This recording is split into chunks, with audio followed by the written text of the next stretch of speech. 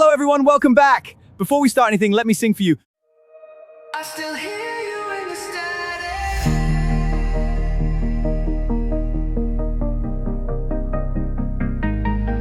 I still find your hair in the cracks of my shirt. Still got your perfume clinging to my world. And I tell my friends, yeah, I'm doing fine, but I trace your name in the window at night. Believe it or not, this was generated on 8 gigs. Some people still don't believe 8 gigs can do this, so watch the full video to find out. And don't skip anything, because every bit of it matters if you want to run it correctly. This is MiniMax H3 running AI models locally on your own computer, free and unlimited, on low VRAM, even 8 gigs. And for those of you who are new to ComfyUI, that's where you use open source models. You download the weights and run them locally, on your own, without depending on anyone else. If you want to start learning how to install it and how to get going, I've covered everything for beginners in this video, so go and check that out. And if you don't have a graphics card at all, you can use a cloud service instead. And that's in the same video too. How to sign up, how to get started, it's all in there. This workflow is also MiniMax H3, but today's is a little bit different from the previous ones. In this one, we're using reference images, video, and audio.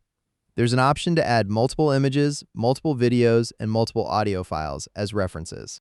Here I've uploaded an image of a man standing at the top of a skyscraper and an audio file, which is a song. It's a vocal. You can use this workflow for dialogue or for a music video. If you're making a music video, you can go to a website that does stem separation. There are some free sites out there that will separate the stems and the vocals out of the music. I used one of those and pulled the vocals out, and that's the audio file I've uploaded. The model syncs better to a vocal than to a full mix, so it comes out clearer. Then in the prompt, you just describe what you want. My prompt is a medium shot of picture 1, on the skyscraper at golden hour, singing directly to the camera with lip movements matching audio 1 precisely.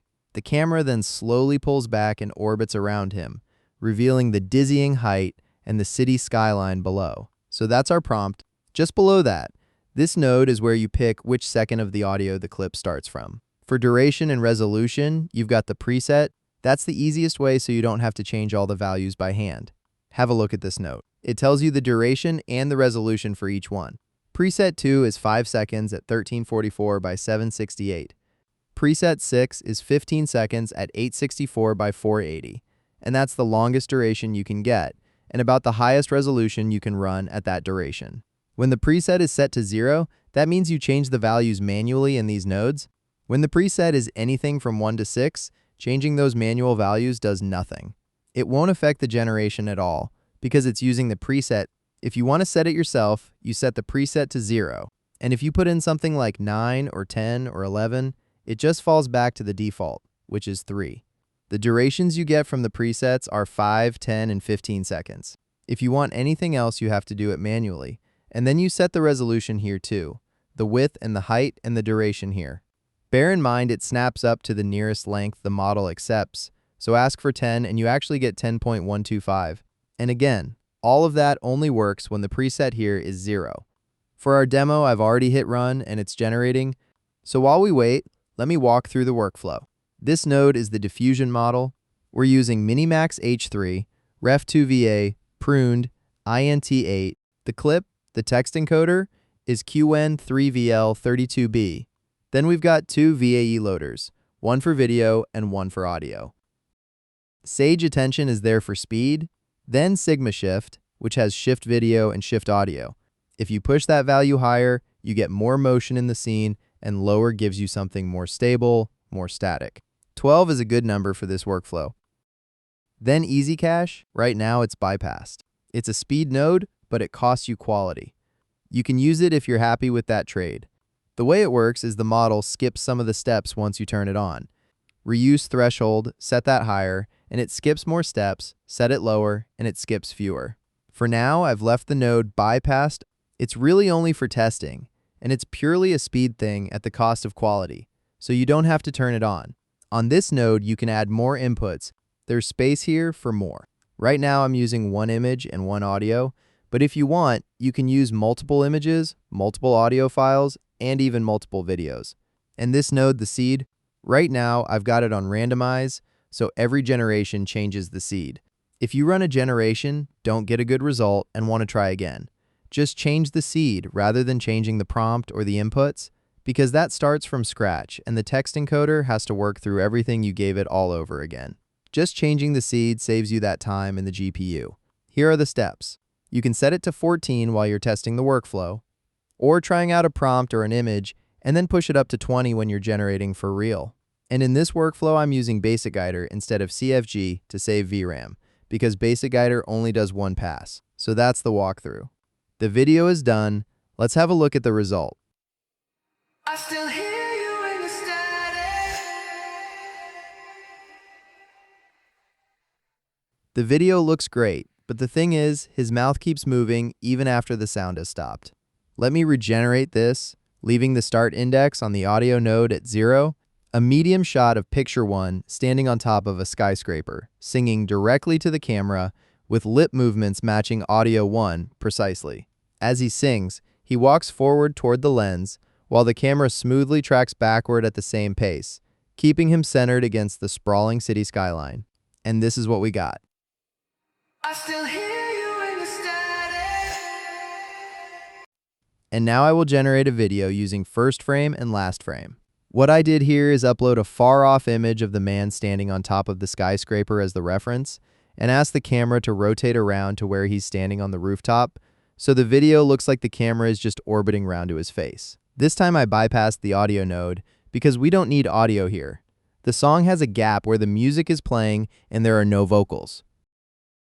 And you can see the video looks blurry with a lot of artifacts because the character is far away and it couldn't capture the detail, so it comes out blurred. Close-ups are clean, no blur, no artifacts.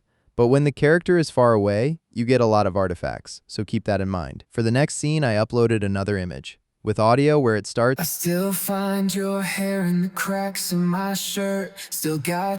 And this is what we get. I still find your hair in the cracks of my shirt. Still got you. For the next scene, I uploaded another image and updated the prompt. A tight close-up shot of picture 1 seated on top of a skyscraper, wind blowing through his hair as he sings passionately into the lens. His lip movements match audio 1 precisely, capturing detailed facial expressions against the dizzying backdrop. Close-ups are better for lip sync, so I'm telling it to push the character even closer than the image is.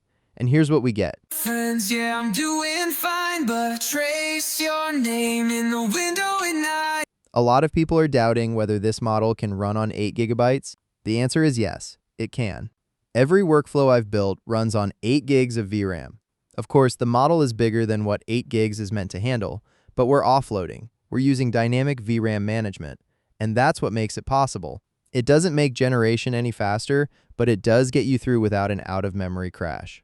In a single generation, you can have multiple characters and multiple lines of dialogue because there's the option to add more than one character and more than one audio file. And you can assign a specific character to a specific audio file so the right person lip syncs to the right track. The only thing is you have to tell it in the prompt. You upload each character and each audio file into the right socket, and then you refer to them in the prompt accordingly, and it comes out exactly the way you wanted. Because we're on 8 gigs, generation is slow. There's no way around that, and the quality won't be quite as good as running the uncompressed version, but the difference isn't huge. It's the speed you have to be patient with. On quality, the first workflow still seems to be the best because that one wasn't built for speed. This workflow and yesterday's are both built for speed, so we can reach the maximum duration the model offers. At the cost of some quality, we can get all the way up to 15 seconds, and it isn't as good as the first workflow I built. You can grab it, check out my video for it. The outputs are generally pretty good. Not gonna lie, it does better than some closed source models you'd have to pay a subscription for. If you've got at least 8 gigs, you're safe to stop paying for a subscription.